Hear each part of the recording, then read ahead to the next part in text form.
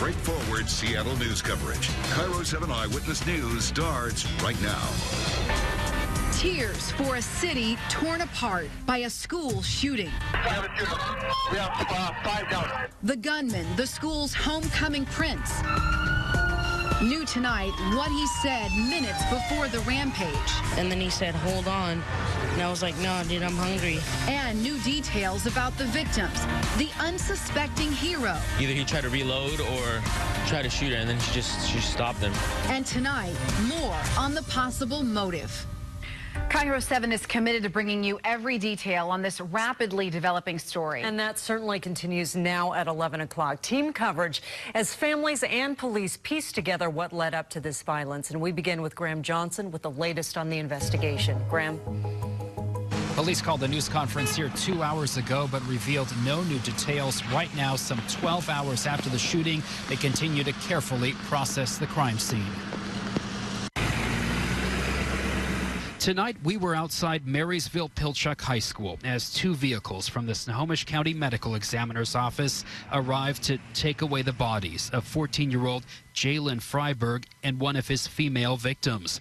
We watched as Brenda Hines left the first bouquet of flowers at the school. It's just heartbreaking. Jalen Freiberg's relatives identified the freshman as the shooter, and here are the faces of his victims. 14-year-old Shaylee Chucklenaskett, 15-year-old Andrew Freiberg, 14-year-old Nate Hatch, and 2 girls, both 14 years old. All of a sudden, we just heard like 5 gunshots go off, and everybody was like, run, run. A student said a teacher grabbed Freiberg's arm, and Freiberg was killed when he shot himself in the neck during the struggle.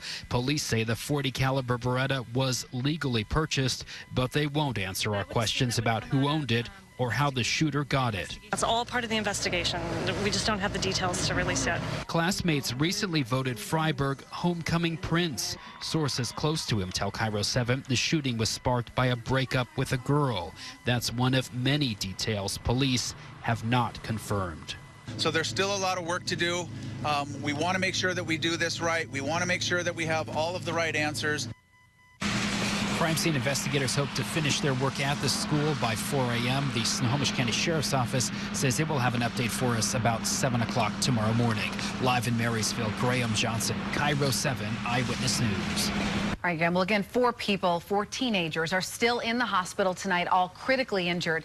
Deborah Horn is at Harborview in Seattle, where the 2 male victims are. And Henry Rossoff is live right now in Everett. That is where the 2 female students are being treated. What's the latest, Henry? Doctors here at Providence say they took several hours to try and stop bleeding from the head and swelling of the face. Because of that, it took them quite a while to even identify the 2 girls that were sent here. Late tonight, we spoke with a family member of one of the 2 girls.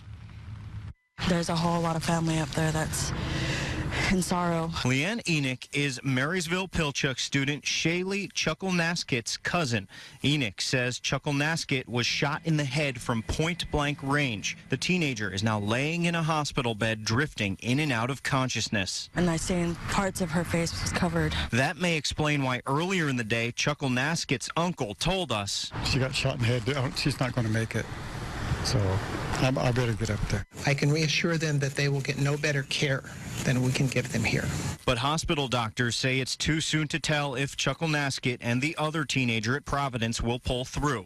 Both remain in critical condition, and right now they're being watched very carefully. The nursing staff in the ICU will be doing frequent, more than hourly neurologic checks to see for movement, what type of movement, seizure activity, those kinds of things. They need love and prayers, and our community needs a lot of it right now.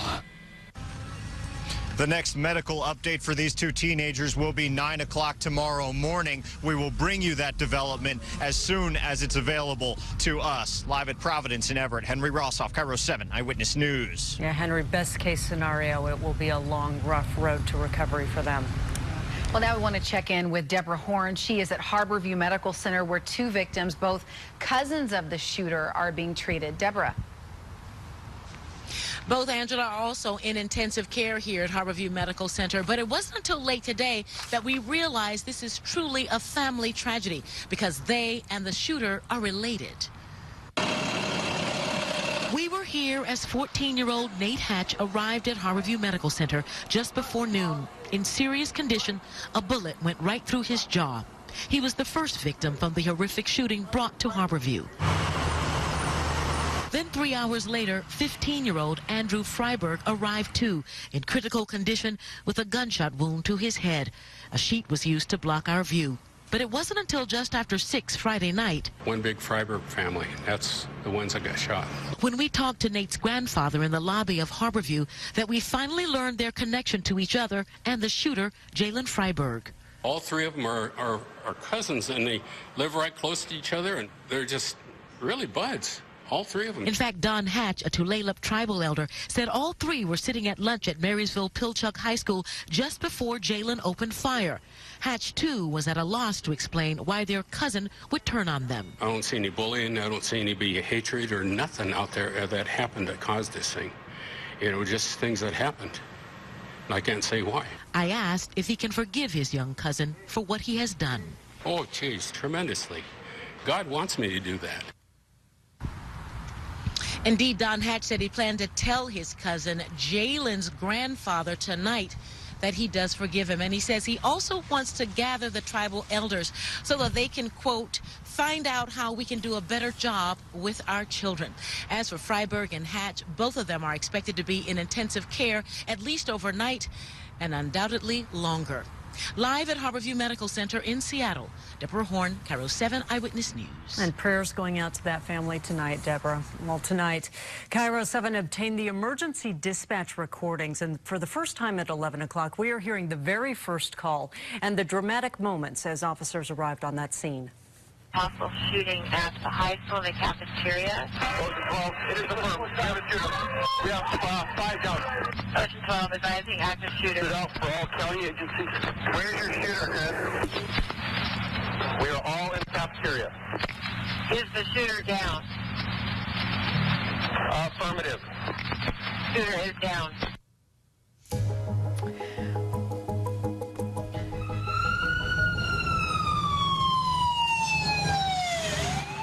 And because of such a coordinated effort from those dispatchers, victims were on their way to the hospital within just minutes of the first shot.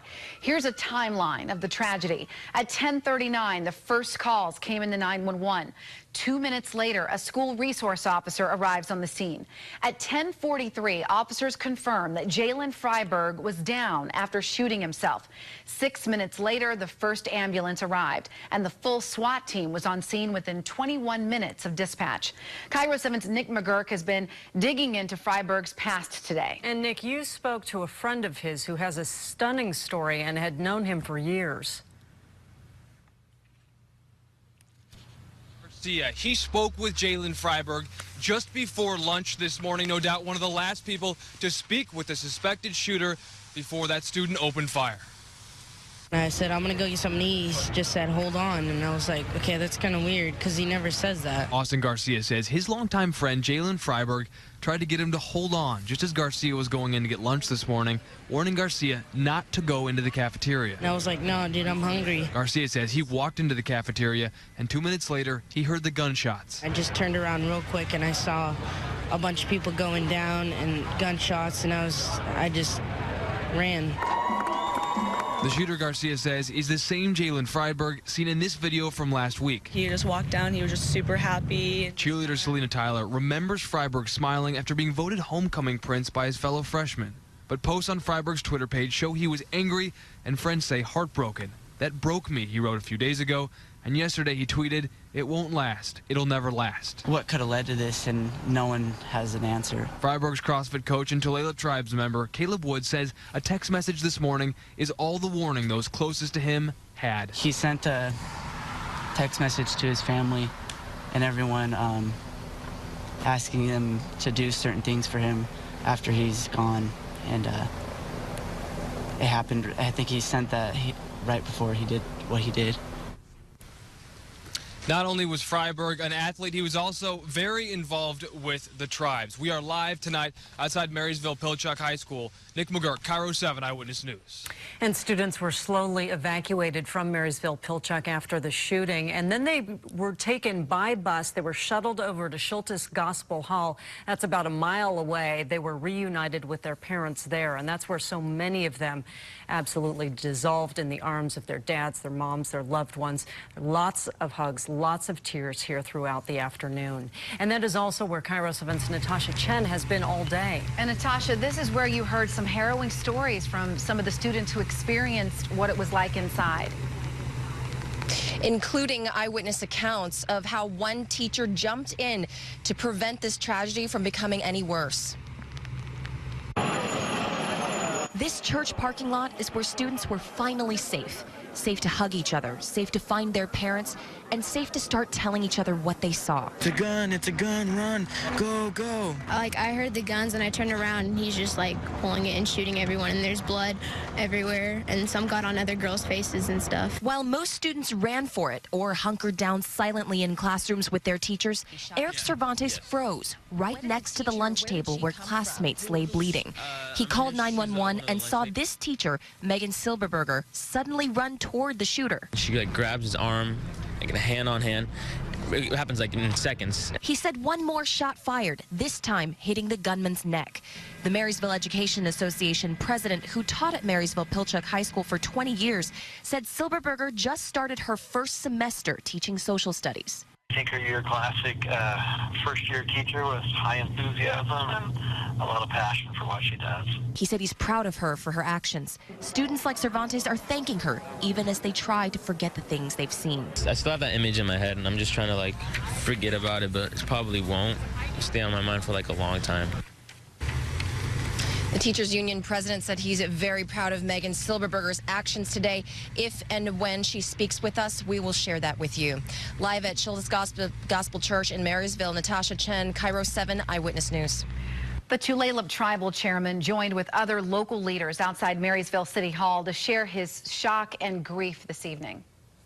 Sadly, we now experience what has become a national trend, and we as a society must address this issue.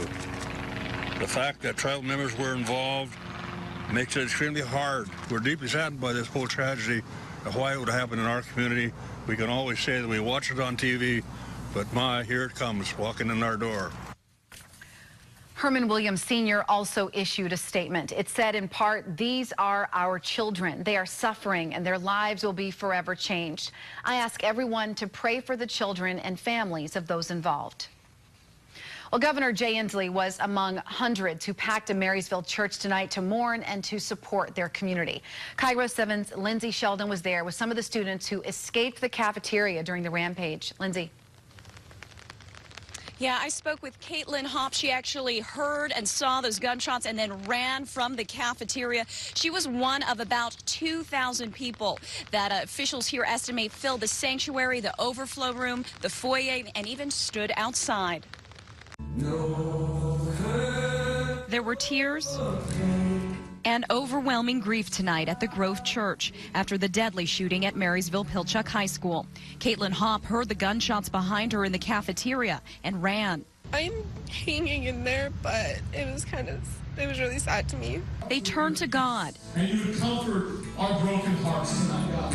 Asking him for peace and to save the 4 victims fighting to survive. That you would do a miracle in their bodies, God. That they would live and not die. Students from other schools shared their own fears. Still very scared and looking for assurance that everything's okay. It was something Governor Jay Inslee touched on after urging compassion for the families of Marysville and the Tulalip tribes. In the upcoming days, besides wrapping our arms around these families, that we're going to be talking to our children to give them confidence to go to school. We need to tell our children they're not alone. But the night at its core was about love. It did help to know that there's a whole community out there that cares. And a commitment to each other. I I saw a lot of my friends in there who were really heartbroken, and they came to me and hugged me and were crying a lot, and I just felt really bad and stuff, so I hugged them back, and I said it's going to get better. Now, there was a very special moment here that they asked the media to step out for, and of course we respected that, but you couldn't help but hear that music coming out of the church. Right before the pastor continued with his message, they all sang Amazing Grace. Reporting live in Marysville, I'm Lindsay Sheldon, Cairo 7 Eyewitness News. It was a night of touching gestures after so much tragedy, Lindsay, including at the vigil tonight. We also saw members of the Oak Harbor Wildcats. Now, that is the football team that was supposed to play Marysville Pilchuck tonight for the division championship. Instead, Oak Harbor offered to take second place, and our crew saw them in their purple jerseys sitting inside the church. One of the boys' moms drove them there, and she says after she heard about what happened, she asked her son if he wanted to go, and he reached out to his other teammates. We're human too, and so we just wanted to let them know we were supporting them, and we care, because it really is about loving. It really is about showing others that you have compassion. All athletic events in the Marysville School District were canceled after the shooting. Former Arizona Congresswoman Gabby Giffords was also touched by the tragedy. She herself was badly wounded, as you'll remember, in a deadly mass shooting nearly 4 years ago. She said she and her husband were heartbroken by today's events and, quote, that the loss of young, innocent lives is both tragic and unacceptable. We are holding the entire Marysville community in our thoughts and prayers. Giffords was in Seattle just 2 days ago as part of a nationwide tour advocating efforts to curb gun violence, such as Initiative 594, which would require background checks on all gun sales. Now, Seattle Pacific University, the site of the last school shooting in our area, tweeted this message this afternoon. Our prayers are now with the Marysville Pilchuck High School community, praying for the students, faculty, staff, and families.